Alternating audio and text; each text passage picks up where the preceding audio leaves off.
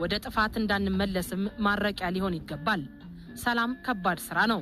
ከጦርነትም ይከብዳል። ከመግደል ይልቅ ይቅርታ ማድረግ ደግሞ እጅግ ብዙ ጥረት ይጠይቃል።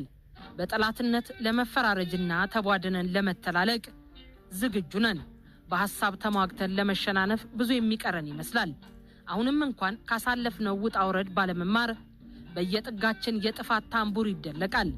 ሰከን ያሉ ሰዎች ገላጋይ እንዳይሆኑ የማህበራዊ ሚዲያው ትኩስ ጀግና እንደሱ ያላሰበውን እሱ እውነት ብሎ የተቀበለውን ያለምንም ምህረት ያላትማል። ትዕግስት የለም። የሐሰት መረጃ ፋብሪካዎች እንደ አሸን ፈልተዋል። ሁሉም ጣት ጠቋሚ ነው።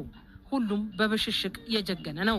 በዚህ የቁልቁለት መንገድ ላይ ሆነን ግን እንዴት ነው ወደ መቻቻል ፖለቲካ ምን ሄደው እኔ ያልኩት ብቻ መደረግ አለበት በሚል ግብዝነት ከኔ በላይ ሀገር ወዳድ የለም በሚል አጉል ጀብደኝነት ሀገር መገንባትም አንችልም።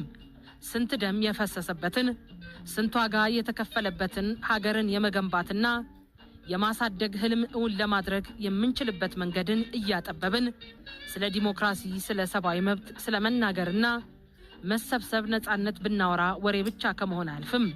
ምን ያህሉ የፖለቲካ ልሂቆቻችን ናቸው ከራሳቸው ከድርጅታቸው እንዲሁም ከብሔራቸው በላይ ለሀገር የሚያስቡት? ለኔና ለመሰሎች ያልሆነች ኢትዮጵያ ትበጣጠስ በሚል ፈሊጥስ እንዴት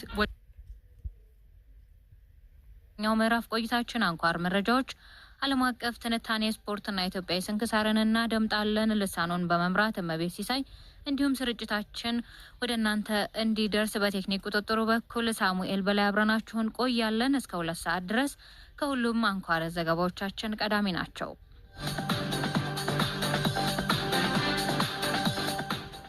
ተደራራቢ ችግሮች የዶሮ እርባታ ዘርፉ ላይ የተሰማሩ አርቢዎች ከስራ እንዲወጡ እያደረገ መሆኑ ተገልጿል። ከቅርብ ወራት ወዲህ የእንቁላልና የዶሮ ዋጋ እንዲወደድ ያደረጉት ምክንያቶች በቅርብ የተከሰቱ ሳይሆኑ ከ2016 ዓ.ም ጀምሮ እየቀጠሉ ናቸው ሲል የገለጸው የኢትዮጵያ ዶሮ አርቢዎችና አቀናባሪዎች ማህበር ነው። የማህበሩ ዋና ስራ አስኪያጅ አቶ ዝናው ፀሐይነህ እንደገለጹት በ2016 ዓ.ም ምርት በብዛት የነበረበትና የገበያ ፍላጎቱ አናሳ የነበረበት ወቅት ነበር ብለው ጥናት ሲደረግም 8 አርቢዎች ከ200 ሚሊዮን ብር በላይ ከስራው ከስራ እንዲወጡ አድርጓል ነው ያሉት። አሁንም ተጨማሪ አርቢዎችና አቀናባሪዎች ከዘርፉ እየወጡ ነው ሲሉ አንስተው በተለይም በመኖ ምርት ላይ የተጣለው ታሪፍ አለመነሳቱና የይነሳ ጥያቄው ለግብርና ሚኒስቴር፣ ለንግድና ቀጣናዊ ትስስር ሚኒስቴርና ሌሎችም ይመለከታቸዋል ለተባሉ አካላት ቢቀርብም ምላሽ አለመሰጠቱ ተናግረዋል። የገበያ ሁኔታው ቋሚ አለመሆኑና በየጊዜው ተለዋዋጭ መሆን ባለሀብቶች ውስጥ ስጋት ውስጥ እንዲሆኑ እና ሌሎችም ችግሮች የምርት እጥረት